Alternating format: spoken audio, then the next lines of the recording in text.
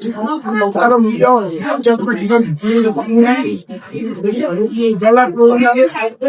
ସେ ଗୋଟେ ଦୁର୍ଗତି ଏବଂ ଆମର ଟୋଟାଲ ଇକୋନୋମିକ ସିଚୁଏସନ ମାନେ ଡମାଡୋଲ ହେଇଯାଇଛି। ଏତେ ବେକାରୀ ସମସ୍ୟା ଭାରତ ବର୍ଷରେ କେବେ 50 ବର୍ଷ ଭିତରେ ଦେଖା ଦେଇ ନଥିଲା ଏବଂ ଆର୍ଥିକ ଦୁର୍ଗତି ସହିତ ବେକାରୀ ଲାଚାରୀ ବେବସୀ ଭାରତ ବର୍ଷରେ ବହୁତ ଉଚ୍ଚରେ ରହିଛି। ତାକୁ ସାମ୍ନା କରିବ ଏଚଏମଏସ୍ ଗରିବ କଥା କହୁ।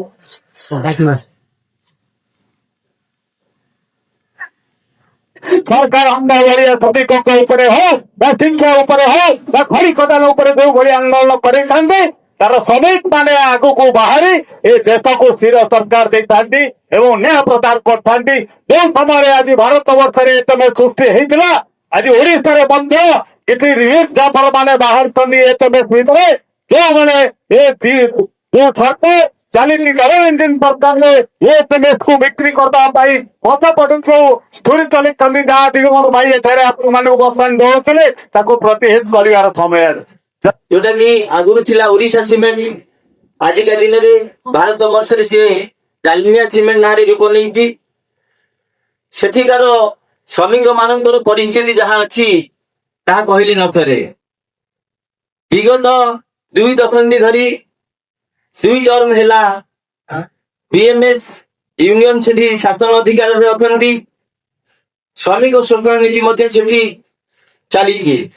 ତେଣୁ 2000 ମସିହା ଠାରୁ ସ୍ୱର୍ଗତ ରାଜକିଶୋର ସାମନ୍ତରାୟଙ୍କର ନେତୃତ୍ୱରେ ଏଚଏମଏସ୍ ସେଠି ଯାହା ଶ୍ରମିକ ମାନଙ୍କର ସୁଖ ସୁବିଧା ଦେଇଥିଲା ତାହା ଆଜି ଶ୍ରମିକ ମାନେ ସେଥିରୁ ପାଇବା ପାଇଁ ବଞ୍ଚିତ ହେଉଛନ୍ତି।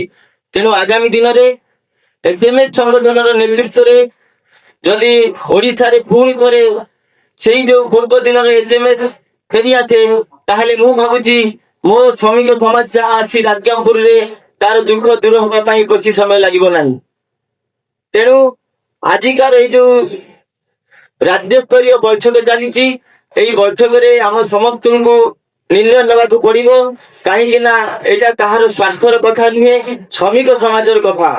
ଆଗାମୀ ଦିନରେ ରାଜା ଭାଇଙ୍କ ନେତୃତ୍ୱରେ ଯଦି ଏଚଏମଏସ୍ ସୁଦୃଢ ହେଉଛି ଆମେ ସମସ୍ତେ ନିଜ ନିଜର ହାତ ମୁଠାକୁ ମଜବୁତ କରି ତାଙ୍କ ସଂଗଠନକୁ ଆଗକୁ ନେବା ଏବଂ ଆମେ ଦେଖେଇଦେବା ଯେ ଗୋଟେ ଶ୍ରମିକ ଚାହିଁଲେ କଣ କରିପାରେ। ତେଣୁ ଆଜିକାର ଏ ଦିନରେ ମୋର ଆଉ ବେଶୀ କିଛି କହିବାର ନାହିଁ। ଏତିକି କହି ମୋର ବକ୍ତବ୍ୟ ରଖୁଛି। ଜୟ ଜଗନ୍ନାଥ। ଅଛନ୍ତି ସେମାନେ ବହୁତ ବହୁତ କଷ୍ଟେଇବେ।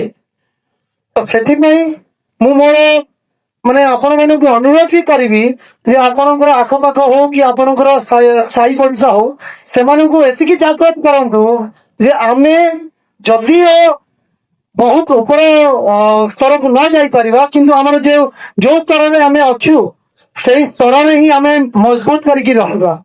ଯଦି ସେଇ ସ୍ତର ମଜବୁତ କରିବା ତାହେଲେ ଆମର ଆଗ ପିଢି ଆଉ ଆମର ନେତୃବୃନ୍ଦ ମାନେ ସେମାନେ ମଜବୁତ ହେବେ। ସେଥିପାଇଁ ମୁଁ ମୋର ବକ୍ତବ୍ୟ ବେଶୀ ଦୂର ଲମ୍ବେଇବି ନାହିଁ। ଆଉ ରାଜା ଭାଇଙ୍କୁ କହିବି ଆପଣ ଯୋଉ ନେତୃତ୍ୱ ଆଗକୁ ନେବେ ଆଉ ନେଉଛନ୍ତି ସେଇଟା ସୁଦୃଢ ହଉ।